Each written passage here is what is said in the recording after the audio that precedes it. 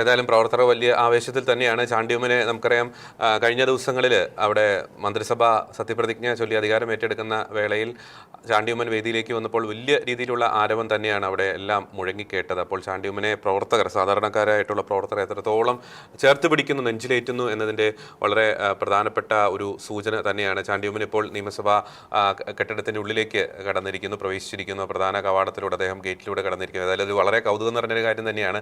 കാരണം എല്ലാവരും വലിയ ഇന്നോവ കാറിലും അവരുടെ സ്വന്തം വാഹനങ്ങളിലൊക്കെ എത്തുമ്പോൾ ഒരു സൈക്കിളിൽ എത്തുന്നു എന്ന ഒരു കൗതുകം, അത് വളരെ പ്രധാനപ്പെട്ട ഒരു കാര്യം തന്നെയാണ് ചാണ്ടിയുമ്മനെ സംബന്ധിച്ചിടത്തോളം. ഏതായാലും വ്യത്യസ്തതകൾ സമ്മാനിച്ച് ജനങ്ങളുടെ ഒപ്പമായിരുന്നു ഭരിക്കുവാൻ, നല്ലൊരു MLA ആയി പ്രവർത്തിക്കുവാൻ ചാണ്ടിയുമ്മന് സാധിക്കട്ടെ എന്ന് നമുക്ക് തീർച്ചയായിട്ടും ആശംസിക്കാം.